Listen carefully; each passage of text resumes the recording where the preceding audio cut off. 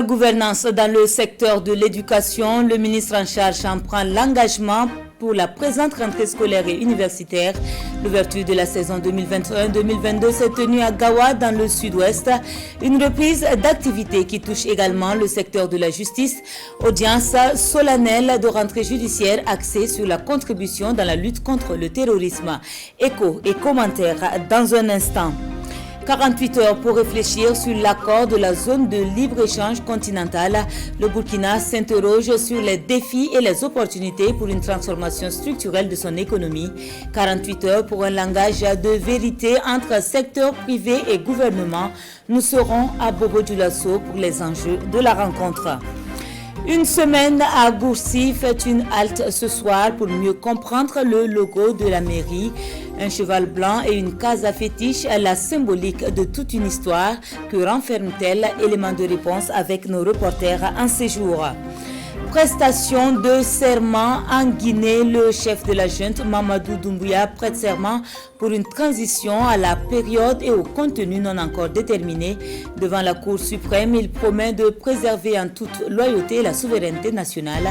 Un exercice qui intervient à la veille de la fête nationale et au moment où le président déchu est toujours détenu au secret. Ce sont là les grands axes de votre 20h. Madame, Monsieur, bonsoir. 1er octobre, audience solennelle de rentrée judiciaire, reprise donc de toutes les activités dans les juridictions du Burkina. La traditionnelle cérémonie marquante s'est déroulée en présence du garant de l'indépendance de la justice, à savoir le chef de l'État.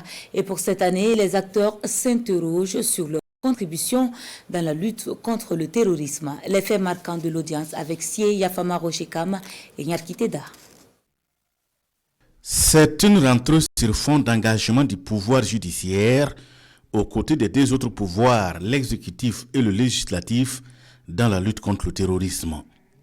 Venus de toutes les juridictions du pays, les hommes et femmes de la justice s'accordent à dire que la situation sécuritaire du moment commande une synergie d'action. Synchroniser les efforts avec les autres piliers sans pour autant tordre le cou à la justice, une justice digne d'un état de droit.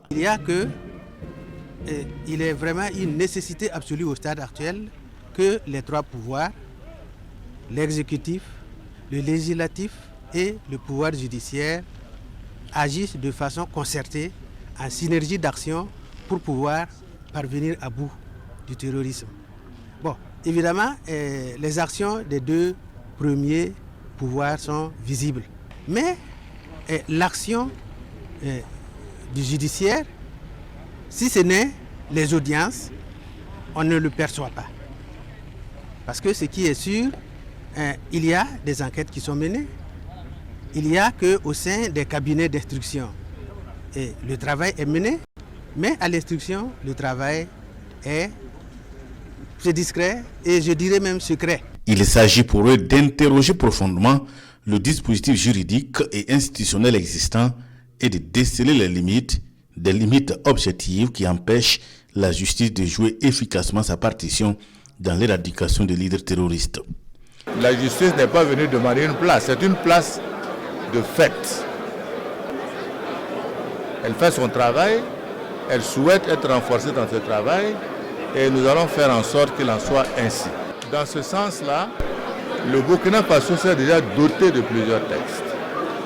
Maintenant, le constat qu'on fait, il n'y a pas de moyens humains, financiers, pour aider ces juridictions à pouvoir assurer leur mission. Et je veux vous dire que j'ai noté toutes les préoccupations et nous ferons en sorte que l'État puisse effectivement satisfaire à ces conditions-là. La Chambre de jugement spécialisée a connu sa première session du 9 au 13 août dernier avec 30 dossiers prêts à être enrôlés, dont 5 dossiers ont pu être jugés et 5 autres renvoyés. Une avancée significative selon le président de l'audience qui invite les juridictions à l'abnégation et à la rigueur sur le sujet sans occulter les autres dossiers toujours pendants. Avec cette audience, l'année judiciaire 2020-2021 est close et démarre celle 2021-2022. D'une rentrée, nous passons à une autre avec cette fois-ci les scolaires et les universitaires. L'heure du retour sur les bancs sonne en ce jour et c'est à Gawa que la rentrée est lancée. Le complexe scolaire Notre-Dame de l'Annonciation a servi de cadre à Stanislas Waro pour exprimer l'engagement du gouvernement pour une meilleure gouvernance dans le secteur de l'éducation. Oumarou Sagnon et Christophe Da. Revendiquer sans casser l'un des messages diffusés à ce lancement de la rentrée scolaire universitaire 2021-2022, une cérémonie que le gouvernement saisit pour passer des messages forts, messages en lien avec la crise socio-économique et sanitaire et aussi et surtout en lien avec la crise sécuritaire.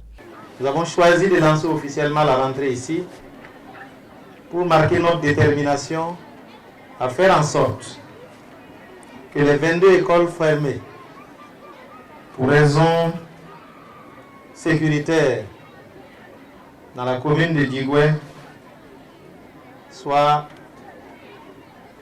ouvertes dans les plus brefs délais.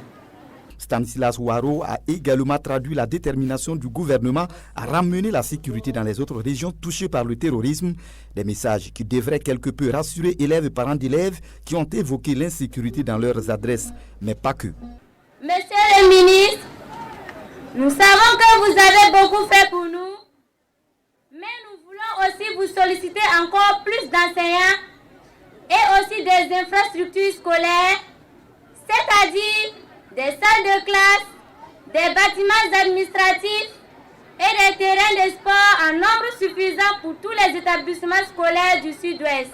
Nous, parents d'élèves, marquons notre pleine adhésion aux réformes opérées dans votre secteur, car une éducation sans réforme est nécessairement en méforme, puisqu'inadaptée aux enjeux du moment.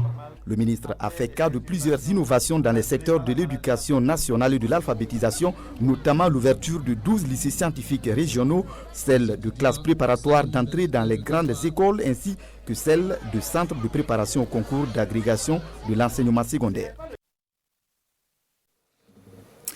Ambiance similaire à Fada dans l'est du pays, l'école primaire de Gomoré et le lycée scientifique régional pour le secondaire ont abrité les différents cérémoniaux de lancement. Le lycée, pour sa part, reçoit sa première promotion composée de 35 élèves. Le témoignage de Désiré Ilboudo et Ibrahim Hassanou. Le Ditanien pour débuter une bonne rentrée scolaire. Nous sommes à l'école primaire de Gomoré. En rang serré, les élèves souhaitent la bienvenue à l'autorité qui vient s'assurer de la rentrée effective des classes. Ces mots d'encouragement vont à l'endroit du corps enseignant et des élèves. C'est souhaiter une bonne rentrée des classes au personnel, tant au personnel enseignant qu'aux élèves au niveau de l'enseignement secondaire. Une de nos filles, de nos élèves a occupé le 4e rang l'année dernière qui lui a valu un prix du président du FASO. Et aussi la région a occupé au niveau de l'éducation primaire, occupé la première place. Je suis content de retrouver mes amis, je suis content de revenir à l'école et je veux bien travailler. Je veux être le premier de ma classe. Plus tôt, ce sont les élèves de la première promotion du lycée scientifique régional logé au lycée de Fada qui reçoivent la visite de la délégation. C'est une opportunité, quoi. Je ne m'y attendais pas en fait. Mais on est là, quoi. Donc on va travailler. Il faut se donner à fond seulement. Bon, moi en tout cas j'ai fait de mon mieux. J'ai toujours gardé mon rang, c'est tout. En dépit des conditions d'études difficiles liées à l'insécurité, le lycée de Fada a fait 100% au baccalauréat série C de 2021 et au secrétaire général de la région de les exhorter à performer dans l'excellence. Faire ses premiers pas à l'école n'est toujours pas chose aisée pour les plus petits. Entre crainte de quitter le cocon familial, désir de vivre une nouvelle aventure et la timidité, les sentiments sont parfois partagés et mitigés. Une de nos équipes a sillonné quelques classes de CP1 dans les écoles. Voyons ce qu'il faut retenir avec Aras Manezundi et Mariama Tamboura. Des élèves de CM2, visiblement heureux de retrouver leurs camarades et leur salle de classe. Chez les nouveaux inscrits, le visage un peu crispé, on attend l'appel. Nous sommes à l'école primaire publique Nemnem 1. Pour ce premier jour de classe, ces tout petits peuvent compter sur le soutien de leurs parents. Malgré la pluie, j'ai tenu à accompagner mon enfant pour ce premier jour de classe. J'attends que l'on fasse l'appel avant d'aller au travail. Du côté des enseignants, l'on se dit confiant. Tout est mis en œuvre pour permettre à ces nouveaux inscrits de vite s'habituer aux salles de classe. Pour ce qui concerne les élèves du CP1, les nouveaux recrues, quand ils viennent, généralement ils sont accompagnés par les parents. Donc le plus souvent on est un peu aidé par les parents au premier moment. Et quand les parents repartent, nous aussi on essaye de les consoler. En tout cas on essaie par tous les moyens de les persuader qu'en tout cas ici, c'est pas l'enfer, comme les autres sont là. Et généralement, ce sont des enfants qui ont leurs grands frères ici.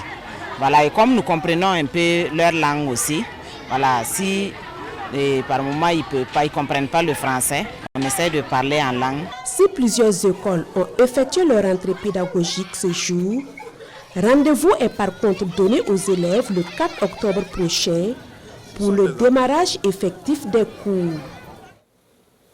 À tous donc, nous souhaitons une fructueuse année scolaire et universitaire. Mobilisation des grands jours pour le groupe parlementaire MPP. Ses premières journées se tiennent en ce 1er octobre à Banfora dans les Cascades. Des journées placées sous le signe de la résilience des populations burkinabè dans le contexte d'insécurité. À travers le thème, les députés veulent apporter leur soutien à l'État dans sa croisade contre le terrorisme. Kassoum Milogo et Karim Sissé. Première journée parlementaire de l'année 2021 pour les députés du MPP ici dans la cité du Paysan Noir. Les élus du parti au pouvoir se retrouvent autour d'un sujet de préoccupation majeure pour les Burkinabè, à savoir le terrorisme. Plus d'1 million de déplacés, des attaques meurtrières, et un phénomène qui menace désormais la région des Cascades et l'ouest du pays de façon générale.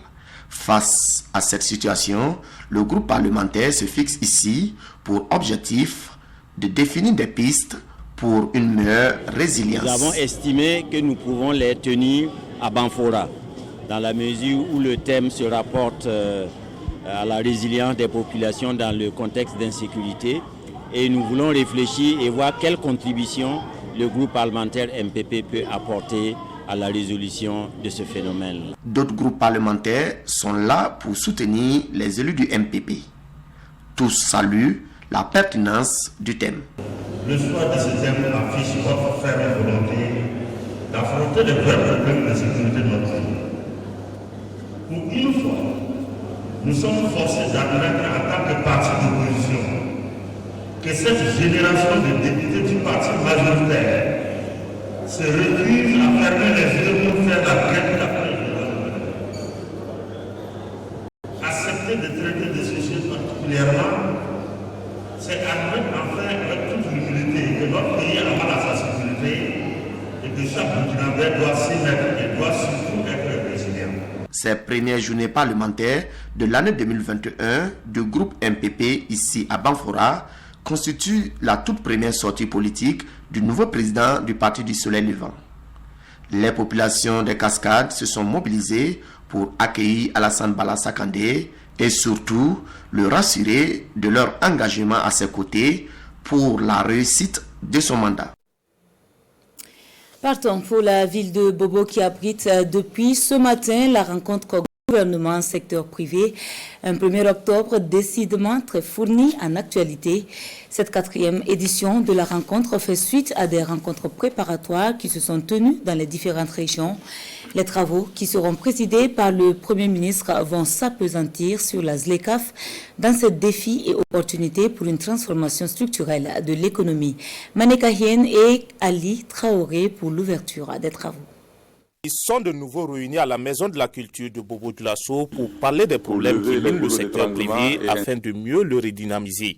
À cette 4e édition de la rencontre nationale État-secteur privé, les conséquences de la crise sécuritaire et sanitaire sur le secteur sont revenues dans les échanges. Cette pandémie a introduit de nouvelles difficultés relatives à l'approvisionnement en matières premières de certaines entreprises et à l'écoulement de leur production. Les conséquences ont conduit à la contraction de l'offre de certains biens et services de première nécessité, avec pour corollaire les pressions inflationnistes que nous observons actuellement sur certains marchés. Le secteur privé, quant à lui, demeure sous le joug de cette crise malgré les mesures d'accompagnement du gouvernement et peine toujours à amorcer une réelle reprise. Cependant, nous sommes convaincus qu'en fédérant nos efforts et en engageant des réformes audacieuses, nous pouvons permettre au secteur privé d'amortir le choc et d'assumer pleinement ses missions de création de richesses et d'emplois pour un développement soutenu et durable de notre pays. Et cette tribune est un cadre privilégié pour opérer ces réformes afin de permettre au secteur privé de surmonter ces obstacles. Et pour cette édition, les regards sont focalisés sur l'accord de la zone de libre-échange continentale africaine, défis et opportunités pour la transformation structurelle de l'économie burkinabé. L'accord sur la zone de libre-échange continentale en Afrique, ZLECAf, qui a été signé et ratifié par le Burkina Faso depuis 2019 et qui est entré en vigueur depuis le début de cette année, comporte des enjeux pour l'industrialisation et partant pour le développement de notre pays. En effet, si cet accord vient accroître la taille du marché pour les entreprises burkinabées, il constitue également une menace pour ces dernières dans la mesure où il engendre une concurrence accrue au niveau du continent africain. Ces échanges durant ces 48 heures permettront donc à ces acteurs du secteur privé de maîtriser cette nouvelle donne afin de mieux tirer profit sur le terrain. La problématique de l'importation des produits de grande consommation et l'accord de la zone de libre-échange, ce sont deux communications intervenues à la suite de la cérémonie officielle d'ouverture.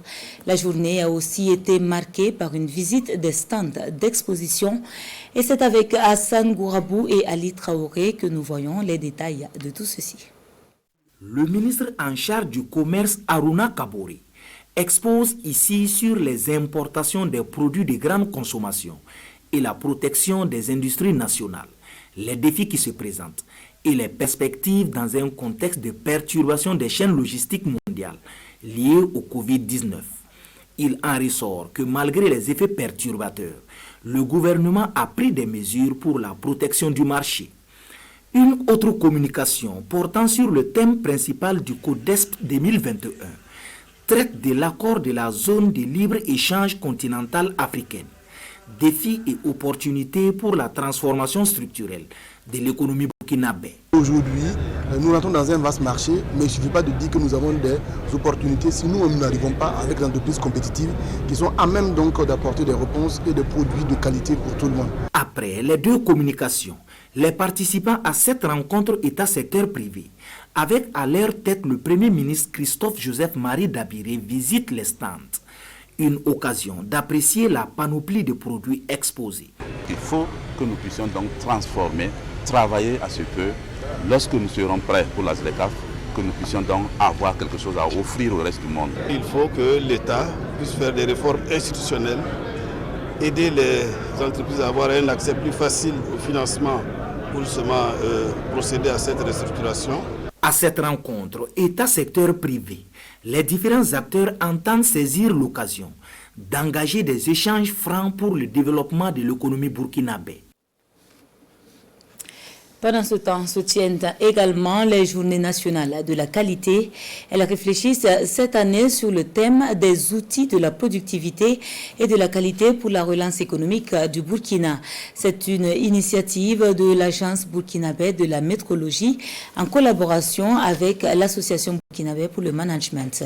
Au cours d'une cérémonie officielle, plusieurs entreprises ont été récompensées dans les 3 catégories que comporte le prix, compte rendu de la 10e édition de ce 30 septembre avec Drissa Traoré et Adama Julien Dambélé.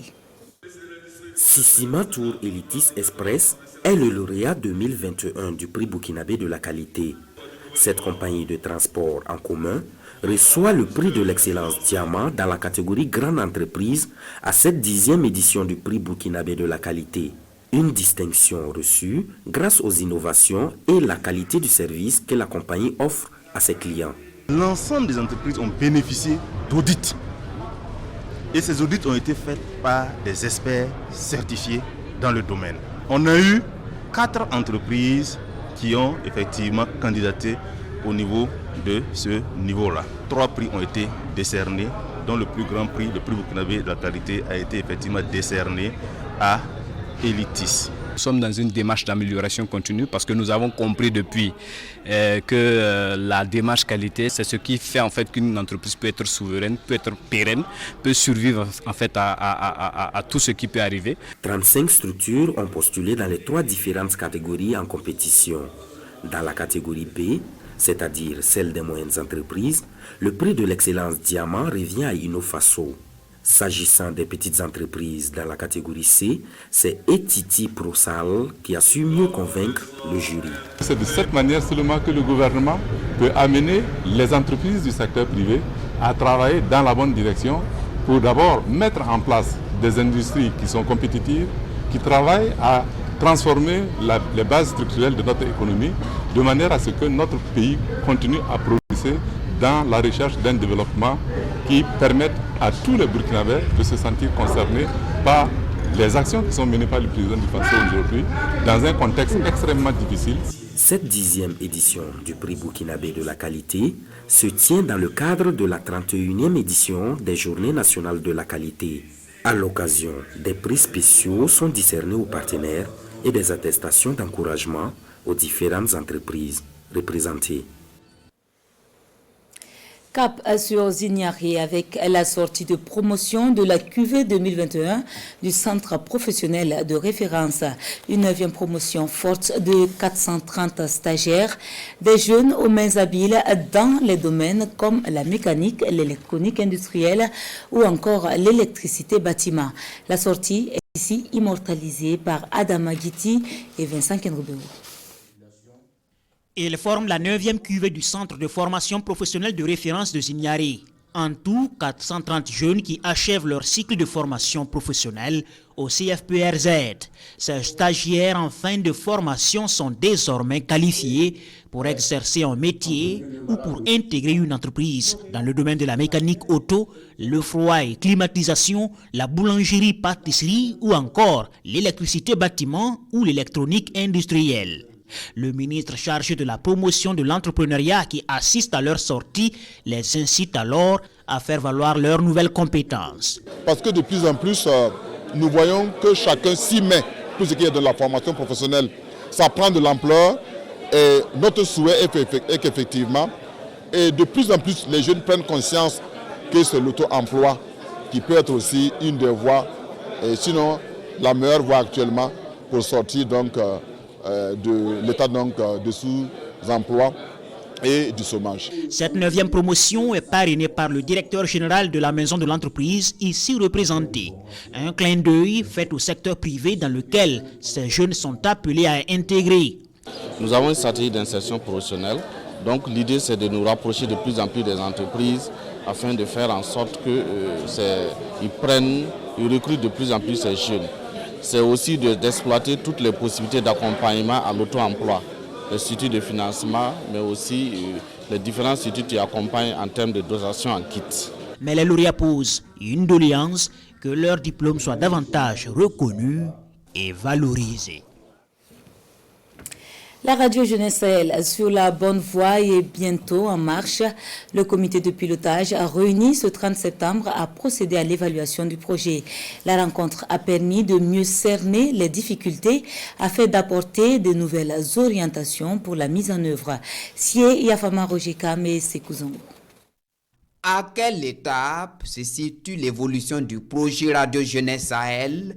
Comment booster ce projet et quelle orientation pour permettre son démarrage effectif en novembre prochain? Autant de questions qui trouveront réponse à cette première réunion du comité de pilotage du projet Radio Jeunesse Sahel. À quelques semaines du lancement officiel de la radio, tout semble être sur de bons rails. On a un site internet qui est prêt. Nous avons des accords avec les 5 pays du G7, du G5 Sahel, avec des licences radio dans les 5 pays.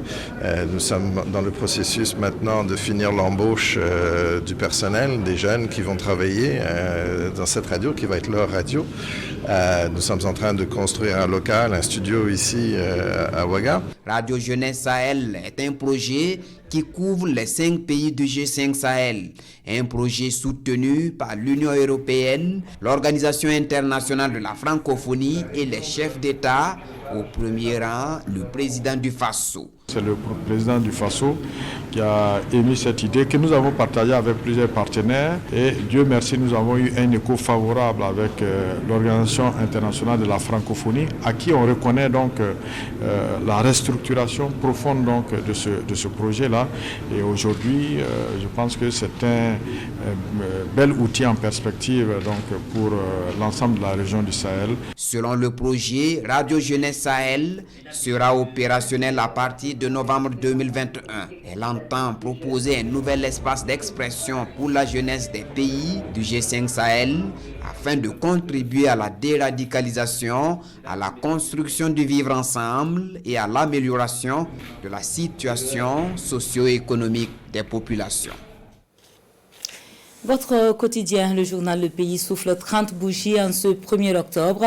3 décennies que ce média privé participe à l'animation de la vie sociopolitique. L'occasion est donc belle pour communier avec les populations en leur ouvrant grandement les portes. Une de nos équipes est allée à la découverte de l'organe, occasion pour le fondateur de revenir sur le contexte de sa création. Suivez cela dans ce reportage signé Amadou Ilboudo et Vincent Kenroubou. Voici le tout premier numéro du journal Le Pays. C'était il y a 30 ans.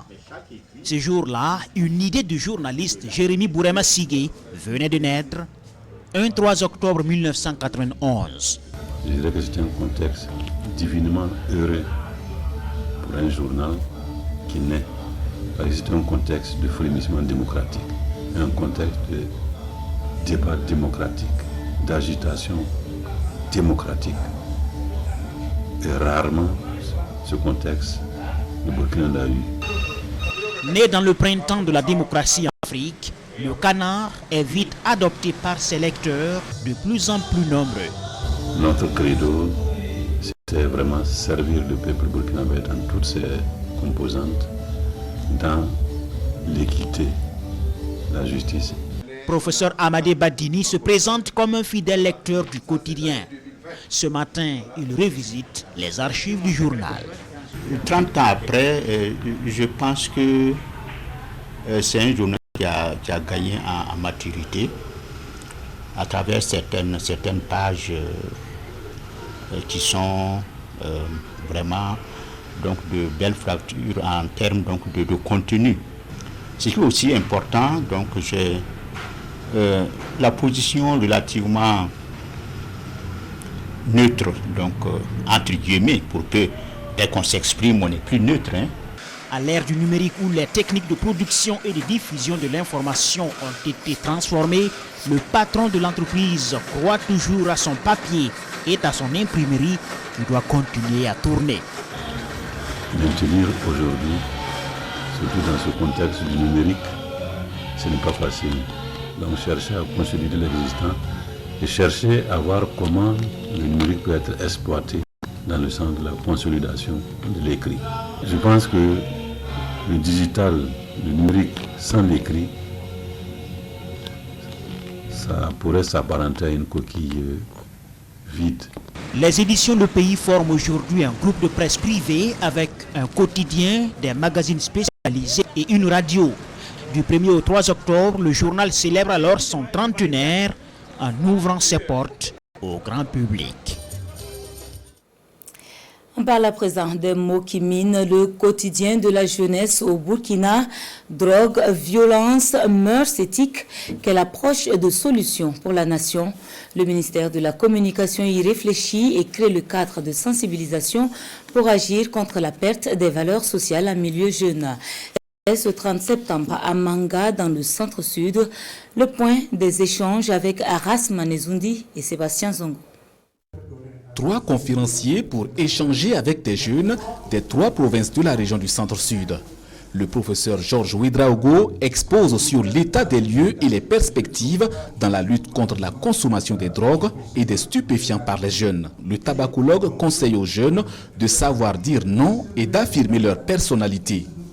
Yanoussa Sanfo lui communique sur les technologies et violences en milieu jeune qu'elle ébauche de solutions. Vous avez dit qu'il y a des jeunes qui manipulent leur portable plus de 30 à 150 fois le jour. Moi, je dépasse. Comment faire pour arrêter? L'expert en cybersécurité et en investigation numérique demande aux jeunes de discipliner leur utilisation du téléphone et d'éviter d'exposer leur vie privée sur les réseaux sociaux.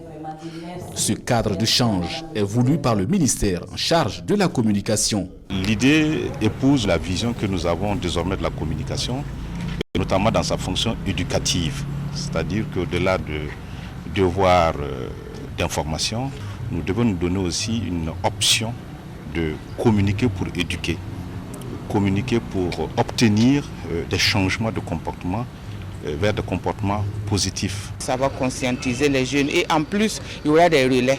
Le ministre a promis que tout ce qui sera fait ici sera relayé dans les réseaux sociaux et tout sur les médias pour que d'autres jeunes qui n'ont pas pu être là puissent suivre. Quelle jeunesse pour le Burkina dont nous rêvons, c'est le 3e sous-thème exposé par le docteur Issa Compaoré à cette conférence. C'est la première d'une série de 5 prévues dans d'autres régions du pays.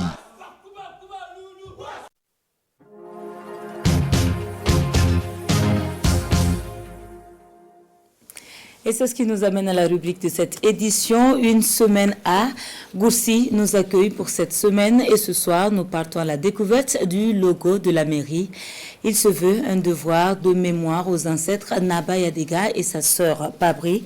Ces derniers s'étaient jadis installés dans la ville après avoir quitté Ouagadougou avec les fétiches du royaume, ce qui justifierait leur présence sur le logo. De meilleures explications avec Sié Lassina Ouattara et Ahadi Sandamba. Derrière cette image se cache toute une histoire. L'histoire de tout un peuple. C'est l'histoire du royaume de Yatenga. Naba Yadega avec sa sœur Pabri sur un cheval blanc, fuyant avec les attributs du royaume Moussi. Les 3 flèches symbolisent donc le pouvoir. Je ne sais pas comment traduire ça. C'est les Nam Tiro, les Nam Oubri et les Nam Gangou. C'est les 3 symboles qui forment l'unité. L'unité, et c'est 3 forces en une. C'est ça qui donne la force du pouvoir. Donc c'est tout ce qu'il y a de fondamental, de sacré dans les royaumes aussi qu'on a transposé, qu'on a amené ici. Et je ne dirais pas dérobé, c'était un droit. Pabré a pris ça, parce que c'était les droits d'aînesse, il a pris les fétiches du royaume aussi, il a donné à son frère Yadega, donc ils sont partis vers le nord. C'est à Gourcy qu'ils vont s'installer et fonder le royaume de Yatenga. Plus qu'un fait historique, cette image demeure un symbole pour tout le royaume de Yatenga. C'est pourquoi la municipalité, à la proposition d'un artiste de la localité, l'a adopté comme armoirie. Celui qui était à l'initiative de ces armoiries-là était un homme de culture. Il a été Ouedraogo Birgui Julien. C'est lui qui a dessiné, c'est lui qui nous a proposé, le conseil l'a adopté. Gourcy, c'est la cité de Naba Yadega. C'était vraiment bien indiqué. On immortalise ce fait historique-là. Donc c'est vraiment le symbole, on ne peut pas trouver mieux. C'est vraiment le symbole de la ville. C'était en 2005, alors que Dominique Yougou Ouedraogo était à la fin de son premier mandat à la tête du conseil municipal de Gourcy. Et depuis, tout document administratif communal, timbres et autres actes sont toujours frappés de ce logo, symbole historique de Gourcy. De chez nous en Guinée, le colonel Mamadi Doumbia a prêté serment comme président de la transition.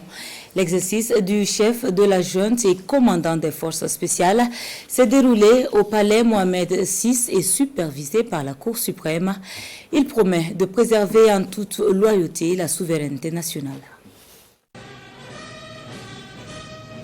Le colonel Mamadi Doumbouya, chef de la junte en Guinée, a prêté serment ce vendredi comme président de la transition. Accompagné de sa garde rapprochée, il a juré de préserver en toute loyauté la souveraineté nationale et de garantir l'indépendance de la patrie. Je vous prie de lever la main droite. Moi, Mamadi Doumbouya, président de la transition, je jure devant le peuple de Guinée de préserver en toute loyauté la souveraineté nationale. Depuis le coup d'État qui a renversé Alpha Condé, condamné par la communauté internationale, le colonel Doumbouya a multiplié les propos rassurants à l'adresse des partenaires étrangers. Une lecture attentive de l'évolution politique de notre pays permet d'aboutir à une conclusion. Cette relative à la nécessité d'apporter un changement. Ceci est consécutif à une longue crise sociopolitique et économique à laquelle le pays était confronté. En tant que membre fondateur de l'Union africaine et attaché aux valeurs panafricaines, notre pays continuera à tenir son rang dans l'intégration et le rayonnement du continent. La cérémonie a lieu à la veille de la fête nationale et jusqu'alors, la durée de la période de transition est encore inconnue.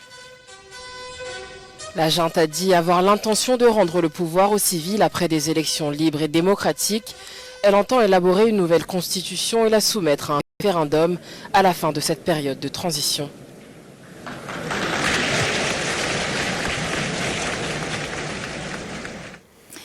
Voilà donc qui referme cette édition. Je vous retrouve demain, même chaîne, même heure. Mais en attendant, l'information revient à 23h avec Amandine Lalsaga. Bonsoir.